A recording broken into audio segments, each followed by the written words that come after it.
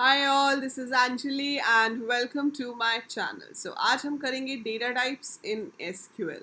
सो SQL आपकी बहुत ही important query language है जो आप किसी भी फील्ड पे हो, being a student of computer science, चाहे आप स्कूल में हो, कॉलेज में हो या आप जॉब सर्च कर रहे हो। So it is important for every one of you क्योंकि ये बहुत ही ज़्यादा यूज़ होती है प्रोग्राम्स में डेटा को मैनेज करने के लिए, since it's the very useful back end tool. Right, so आज हम करेंगे कि नॉर्मल माई एसक्यूएल में जब आप काम कर रहे हैं, एसक्यूएल में डेटा टाइप्स बहुत सारे होते हैं। इट डिपेंड्स आप कौन से डेटाबेस में काम कर रहे हो। राइट, सो अगर आप माई एसक्यूएल में काम कर रहे हो तो आपके पास कौन कौन से डेटा टाइप्स हैं और उनमें क्या डिफरेंस है, कहाँ कौन सा आपको यूज़ करना चाहिए, that is what I am going to explain you in this video. So watch the video till the end and understand each and every data types out of it. So पिछली class में मैंने आपको बताया था कि table create करने का syntax क्या होता है। सो सिंटेक्स कुछ इस तरीके से होता है कि हम लिखते हैं क्रिएट टेबल, जो कि कीवर्ड्स हैं, जहाँ पे क्रिएट टेबल ही लिखा जाएगा, कुछ और नहीं लिख सकते आप।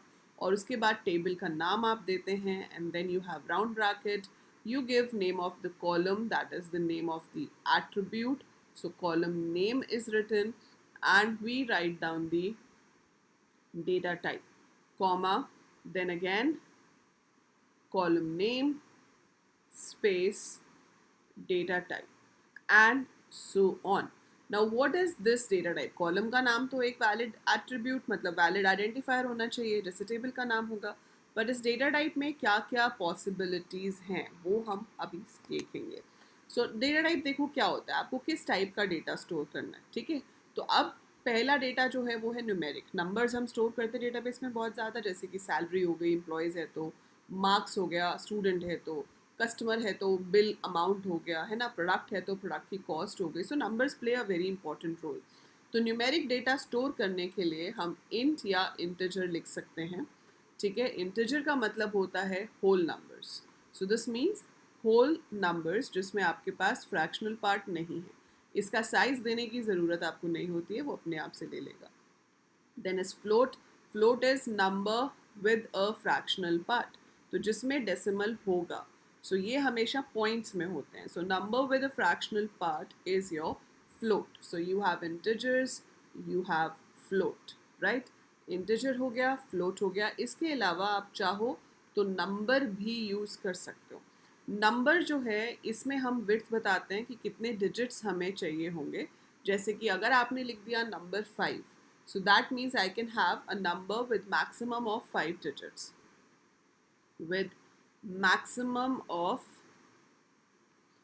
5 digits. So 99999, that can be the highest number.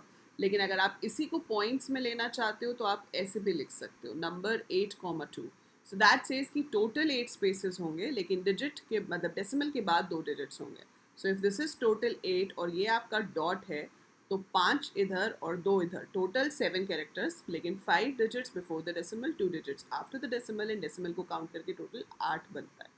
पर जब आप माई एसक्यूएल में काम कर रहे हो, इस सब में घुसना ही क्यों है ना, आप इंटीजर फ्लोट डायरेक्टली ले सकते हो। पता होना चाहिए कि हाँ ये भी होते हैं। Then you have decimal. Decimal का मतलब है पॉइंट्स में वैल्यू चाहिए। So decimal also means that you want to store the value in points. कुछ डेटाबेस में आप देखोगे int, big int, long int. So those are the variations of integer कि जितना बड़ा इंटीजर आपको स्टोर करना है उसके अकॉर्डिंगली आप उसका डेटा टाइप चेंज कर सकते हो, but generally these are the basic data types you use. ठीक है, अब इसमें एक डेटा टाइप होता है डेट, जब आपको डेट स्टोर करनी है। माई एसक्यूएल जो डेटाबेस मैनेजमेंट सिस्टम है उसमें डेट का फॉर्मेट होता है 4 डिजिट्स का ईयर, 2 डिजिट्स का मंथ एंड 2 डिजिट्स का day. Date is always written in quotes और कर्ली ब्रैकेट्स। राइट, नंबर्स आप बिना कोट्स या डायरेक्टली लिखते हो, fine. Date has to be given in quotes. इसके अलावा हमारे पास एक डेटा टाइप होता है लॉजिकल, जिसे बूलियन भी कहते हैं, पर माई एसक्यूएल में हम लॉजिकल लिखते हैं, विच कैन बी ट्रू और फॉल्स। ठीक है, अदर देन दैट जो सबसे इम्पॉर्टेंट क्वेश्चन आपसे एग्जाम्स में, इंटरव्यू में या आपसे प्रैक्टिकल एग्जाम में पूछा जाता है वाइवा के दौरान, वो ये है कि कैर और वैरकैर क्या होते हैं and what is the difference between the two. So char and varchar similarity क्या है कि both are used to store alpha numeric data.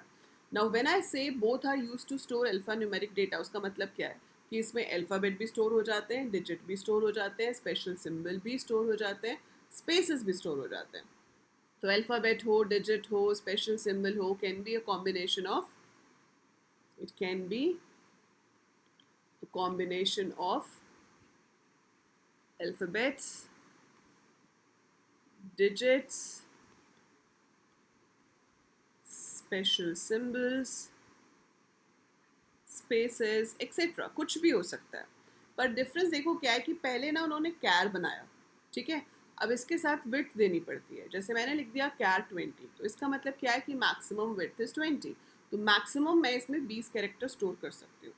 अगर कम करूँगी तो भी वो 20 ही जगह लेगा, 20 करूँगी तो भी 20 ही लेगा. 20 से ज़्यादा मैं कर नहीं पाऊँगी क्योंकि मैंने मैक्सिमम 20 लिखा है. पर फिर उन्होंने रियलाइज़ किया कि भाई अगर हमने कैर 20 दे दिया लेकिन हम स्टोर इसमें सिर्फ 5 ही लेटर कर रहे हैं, कभी 7 हो रहे हैं, ज़रूरी नहीं है कि हमेशा 20 ही हो, तो कम भी हो सकते हैं, ठीक है. तो बाकी की मेमोरी वेस्ट हो जाती है. तो क्या किया जाए, तो उन्होंने एक नया डेटा टाइप बना दिया जिसका नाम रख दिया वैर कैर.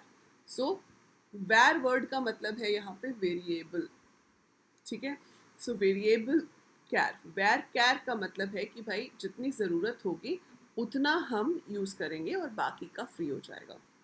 जैसे मान लो कि आप रोज़ 100 रुपीज़ लेके जाते हो स्कूल, या जितनी भी आपको पॉकेट मनी मिलती है रोज़ या वीक में, वॉट एवर, ठीक है. सो कैर का मतलब क्या है कि अगर आपको 100 रुपीज़ मिले हैं और आप 100 रुपीज़ ही पूरे के पूरे खर्च दोगे, ठीक है.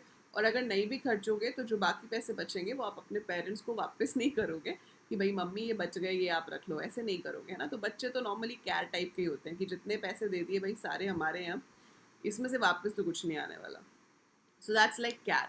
लेकिन कोई बहुत ही शरीफ बेहतरीन बच्चा है, उसने बोला कि मेरे इस वीक इतने ही खर्च हुए थे, बाकी आप वापस ले लो. तो अगर ऐसी कैटेगरी है तो वो है वैर कैर, जिसमें जितनी ज़रूरत है उतना ही यूज़ करता है और बाकी का रिटर्न कर देता है ताकि वो किसी और काम के लिए यूज़ हो सके, ठीक है. तो आप ऐसा कुछ भी एग्जाम्पल ले सकते हो जहाँ पर भी एक फिक्स अमाउंट है तो वो फिक्स ऑक्यूपाई करेगा ही करेगा, वो कैर हो जाता है. एक है कि जितना चाहिए उतना यूज़ करो, rest can be use by someone else, तो वो आपका वैर कैर हो जाता है. तो जैसे अगर मैंने कैर 20 लिया नेम के लिए और मैं उसके अंदर स्टोर करती हूँ अंजलि, अंजलि को सिर्फ 6 लेटर्स चाहिए, तो पीछे 14 स्पेसेस आ जाएंगे, 14 spaces, and it will occupy 20. लेकिन वैर कैर 20 में वो सिर्फ 6 ही ऑक्यूपाई करेगा अंजलि के लिए और बाकी का जो 14 है वो फ्री हो जाएगा. It can be use for anything else. So आपको यहाँ पर 2 मार्क्स का क्वेश्चन आ सकता है एग्जाम में कि वैर कैर और कैर में डिफरेंस बताओ. तो कैर क्या हो जाता है, fixed length string, this is fixed length, this is variable length, ठीक है. इसमें कैर जो है ये फास्टर होता है प्रोसेसिंग में. फास्टर इन प्रोसेसिंग का मतलब क्या है कि उसको पता है कि इतने कैरेक्टर्स हैं तो वो इजीली उसको प्रोसेस कर पाता है. It takes more time to process. तो यहाँ पे आपको मोर टाइम टू प्रोसेस चाहिए होता है. दोनों में अल्फ़ाबेट हो सकते हैं. इसमें मेमोरी वेस्टेज होती है, वैरकैर में मेमोरी वेस्टेज नहीं होती है. Memory wastage is there, no memory wastage is there. और उसके बाद आप एक एग्जाम्पल लिख के दिखा सकते हो. सो आप एक एग्जाम्पल लिख के दिखा देंगे, that will give you complete 2 marks. तो ये चाहे आपके एग्जाम में आए, चाहे आपसे वाइवा में पूछा जाए. अगर आप कॉलेज स्टूडेंट हो तो हो सकता है आपके प्लेसमेंट इंटरव्यू में भी पूछ सकते हैं. So anywhere if it is asked, you should know the answer between the, you should know the difference between the two, that is char and varchar. So these are the data types which we can use in SQL. जब आप programme बनाएंगे तो totally आपकी मर्जी है, आप इसमें से जो डेटा टाइप्स यूज़ करना चाहें डिपेंडिंग अपॉन योर डेटा आप यूज़ कर सकते हो, राइट. आई होप आपको ये कंसेप्ट समझ आ गया होगा. जैसे जैसे हम आगे काम करेंगे एसक्यूएल में, आप इस पर और काम करोगे और आपको और बेटर समझ आता जाएगा. If you want to attend my live classes और अपने डाउट्स क्लियर करना चाहते हो, लाइक कोई डाउट्स आपके दिमाग में आ रहे हैं, तो ऑब्वियसली आप कमेंट में तो लिख ही सकते हो. But if you want to clear your doubts, you want to interact with me in a live class, so I'm a plus educator on Unacademy. आप यहाँ पर भी आके मुझसे अपने डाउट्स पूछ सकते हो मेरी फ्री क्लासेस में, लाइक जो ये स्पेशल क्लासेस होती हैं, these are free classes, so you can come here interact with me. अगर आपको रेगुलर क्लास 11th या 12th IPCS के लिए ज्वाइन करना है तो वो भी आप कर सकते हो. आई हैव प्रॉपर बैचेस, एक फ़ी में आप सारे सब्जेक्ट्स पढ़ सकते हो. मेरा कोड यूज़ करके आपको 10% डिस्काउंट भी मिल जाएगा.